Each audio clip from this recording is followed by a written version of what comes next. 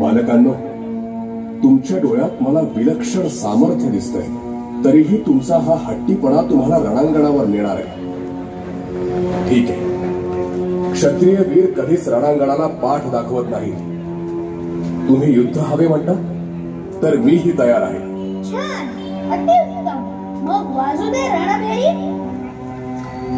आज पाहू आमच्या बाणांचा वेग रघुकुलातील श्रेष्ठ योद्ध्याला रोखतो की नाही. मनातील शांतता एका क्षणात भंगली. आकाश काळवंडलं, विद्युल्लता थैमान घालू लागल्या.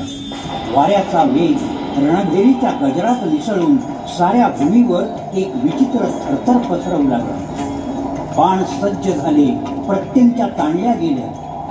एका बाजूस धर्मसंरक्षक अयोध्याधीश प्रभू श्रीराम, तर दुसऱ्या बाजूस भूमिकन्या सीतेचे तेजस्वी पुत्र लव आणि कुश.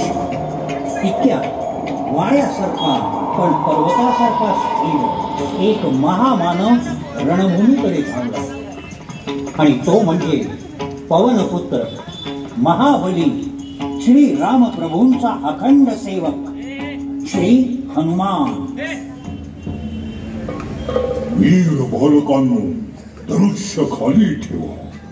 या रणात तुम्ही उभे आहात त्या पुरुषासमोर स्वर्गातील देवताही नतमस्तक होतात. प्रभू श्रीरामांशी युद्ध करणं म्हणजे सूर्याला दिवा दाखवण्याचा गर्व. आणि तुम्ही कोण?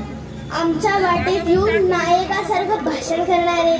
बालका, मी अंजनी पुत्र पवनसूत, लंकेत वनवा पेटवणारा, गिरिराज पर्वत उचलणारा राम भक्त हनुमान. वा लवदादा, म्हणजे हे तेच वानर आहेत तर. जंगलात फळं खात बसायचं, या झाडावरून त्या झाडावर उड्या मारायच्या आणि स्वतःला वीर म्हणायचा.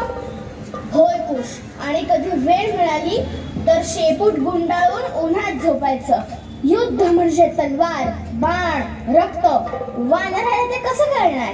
बालकांनो, वानराच्या रूपात तुम्ही फक्त केस आणि शेपूट पाहताय. या बाह्य रूपाखालील सामर्थ्य तुम्हाला ठाऊक नाही. मी झेप घेऊन महासागर ओलांडला, गिरिराज हातात धरून धाव घेतली. रावणासारख्या महाबलीचा पराभव करणाऱ्या सेनेत मी अग्रभागी होतो. तुम्ही जे काही केलं ते प्रभूंसाठी केलं. आज प्रभूंच्याच विरुद्ध आम्ही उभे आहोत. तुम्ही निघून जा. हा आमचा आणि त्यांचा सामना आहे. बालकांनो, तुम्हाला माहित आहे का, तुम्ही कुणाशी सामना करायला निघाला आहात? ज्यांच्या बाणांच्या टोकावर असुरांचा प्राण थरथरला, ज्यांच्या एका शब्दावर पर्वत सुटतात आणि नद्या आपला मार्ग बदलतात, ते माझे प्रभू आहेत. मी तुम्हाला विनंती करतो, हा अहंकार बाजूला ठेवा बालकांनो.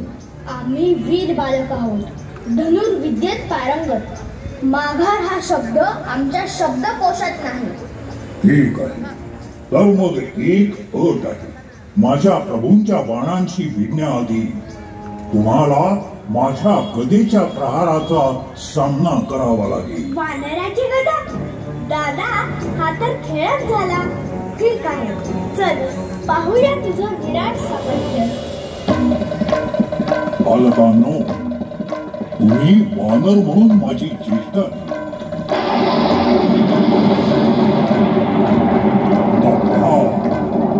पहा त्या वानराचं खऱ्या सामर्थ्याचं. जय श्रीराम, जय श्रीराम, जय श्रीराम.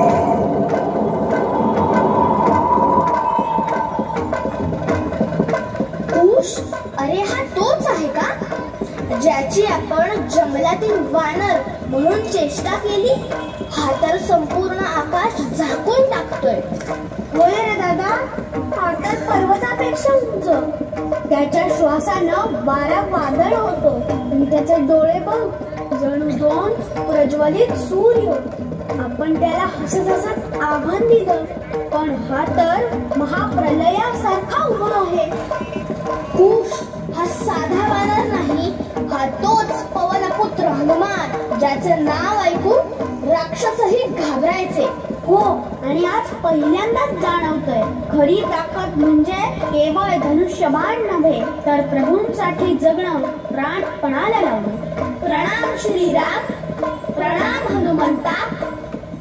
मंडळाचे आधारस्तंभ कैलासवासी बाळासाहेब पाटील, माजी नगराध्यक्ष, मनमाड नगर सदैव ऋणी राहील. धन्यवाद. वक्रतुंड महाकाय